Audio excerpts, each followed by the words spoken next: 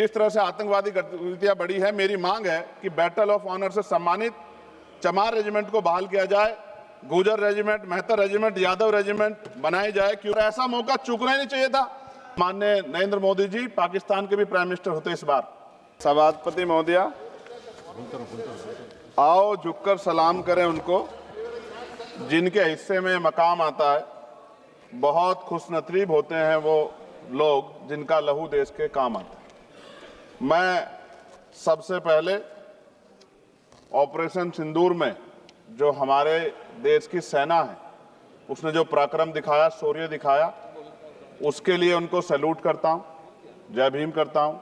और पहलगाम हमले में जो निर्दोष हमारे नागरिक शहीद हुए या अन्य जो लोग उसके बाद सीज फायर के बाद जो शहीद हुए, उन सभी लोगों के लिए प्रार्थना करता हूं कि उनके परिवारों को कुदरत दुख सहने की शक्ति दे।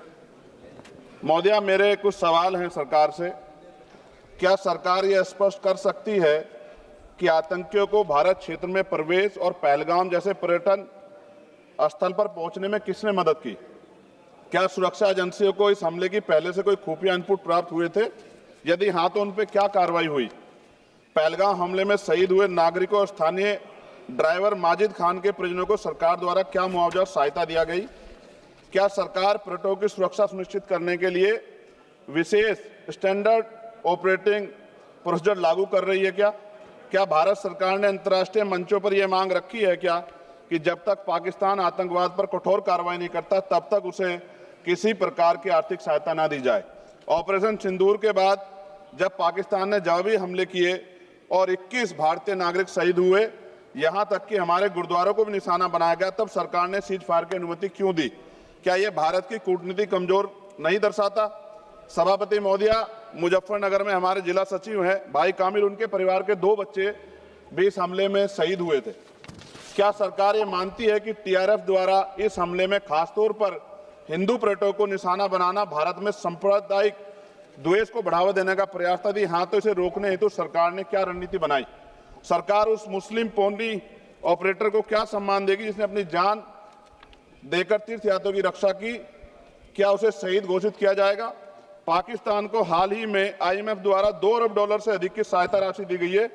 क्या भारत ने औपचारिक रूप से आईएमएफ और अन्य वैश्विक संस्थाओं के समक्ष आपत्ति दर्ज कराई है? क्या सरकार ने जांचा है कि आईएमएफ या अन्य विदेशी मदद का कोई हिस्सा आतंकवादी गतिविधियों में उपयोग तो नहीं हो रहा है? क्या सरकार ये स्वीकार करती है कि पहलगाम हमले में खुफिया तंत्र पूरी तरह विफल रहा है? यदि हाँ, तो कौन जिम्मेदार है और उसके विरुद्ध क्या कार्रवाई होगी? क्या सरकार स्पष्ट कर सकती है इतने भारी सुरक्षा प्रबंधों के बावजूद टीआरएफ जैसे आतंकवादी संगठन के सदस्य भारत में प्रवेश कैसे कर जाते हैं? क्या सरकार ये बताएगी पहलगाम जैसे संवेदनशील क्षेत्र में सुरक्षा समीक्षा अंतिम बार कब की गई थी और उसमें क्या कमियां चिन्हित की गई थी? प्रधानमंत्री जी ने इस हमले के बाद पहलगाम का दौरा क्यों नहीं किया जबकि देश भर में भावनात्मक उबाल था? क्या सरकार ने शहीद हुए नागरिकों के परिजनों को आर्थिक मदद व स्थायी सहायता प्रदान की? यदि हाँ, तो उसका विवरण सदन में प्रस्तुत करें। महोदया, सरकार के लोग सेना के सम्मान की बात करते हैं। इस घटना के बाद सेना के जवान अमरनाथ यात्रा की ड्यूटी पर जा रहे थे, ऐसी रेल दी गई उनको जिसकी हालत बड़ी खराब थी। सेना के जवानों ने मना कर दिया कि हम इस रेल में नहीं बैठेंगे। 4 दिन बाद बदलनी पड़ी। और सरकार के नेताओं की भाषा देखिए, कर्नल सोफिया कुरैशी के बारे में किस तरह के शब्द यूज किए गए, इन पे भी हमें चिंता करनी चाहिए।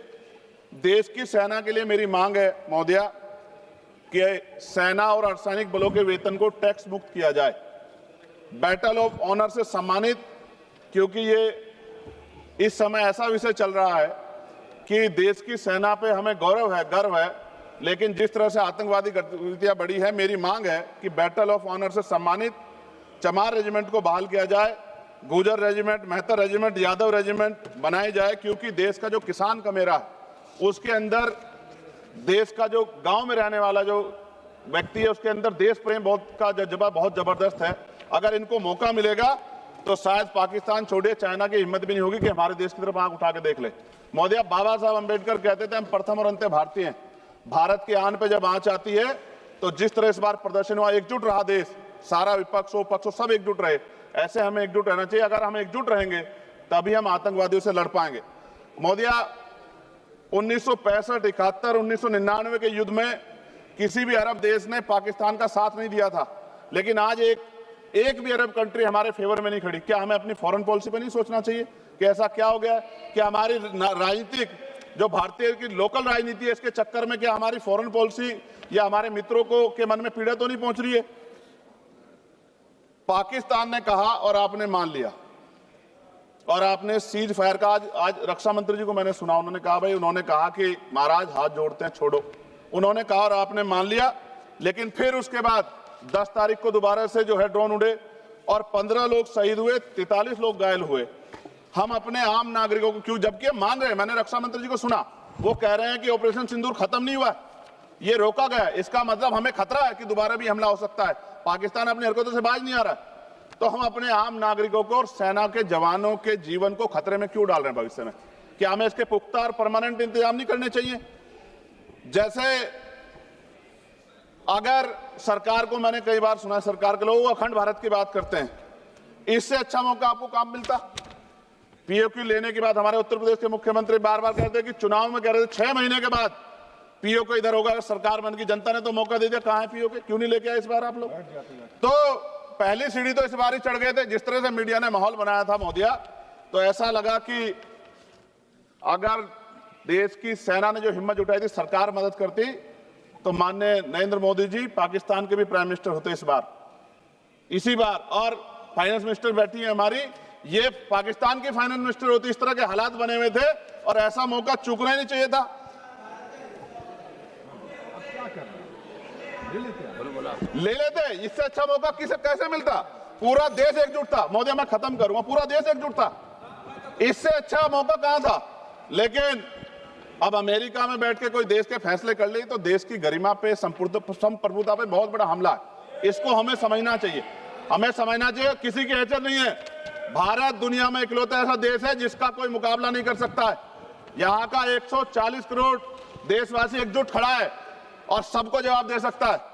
मोदी, आज खत्म करते हुए कहूंगा, अमरनाथ की यात्रा आ रही है अगस्त के फर्स्ट वीक में, चल भी रही है, नहीं चल रही। अनुराग भाई, आपको बोलने का मौका नहीं दिया, आप ये नाराजगी मेरे ऊपर मत उतारो। आप लड़ो ना उनसे, आप लड़ो चेयर से, मुझे काहे को करना। खत्म हो रही है अमरनाथ की यात्रा, खत्म होने वाले, सुरक्षा के पुख्ता इंतजाम होने चाहिए और दोबारा ऐसी कोई घटना ना हो। लेकिन अंत में महोदय मैं कहूंगा, आम लोगों की जान भी गई, क्या सरकार ने उन परिवारों को मुआवजा दिया है? क्या उनके जीवन का कोई मूल्य नहीं? जिन्होंने अपने परिवार खोए, जिन्होंने अपना घर का बेटा, पति, घर का कमाने वाला खो दिया, उनका भी तो अधिकार बैठता है। सरकार ने क्या मुआवजा दिया, इस बात की जानकारी भी सरकार को पटल पर रखनी चाहिए, सामने रखनी चाहिए। और अंत में मैं धन्यवाद दूंगा भारतीय सेना को और भारत का जो प्यार है कि पाकिस्तान और आतंकवादियों के भरसक प्रयास था कि यहां सांप्रदायिकता का माहौल बन जाए, लेकिन देशवासियों ने समझदारी दिखाई।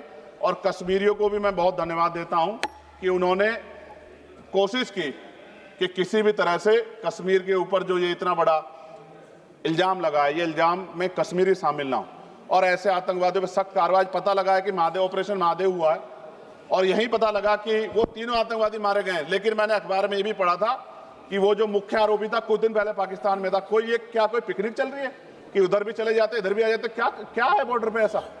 ये बताना चाहिए ना देश को।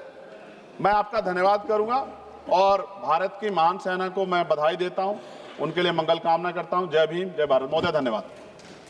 माननीय सदस्य श्री N.K. प्रेम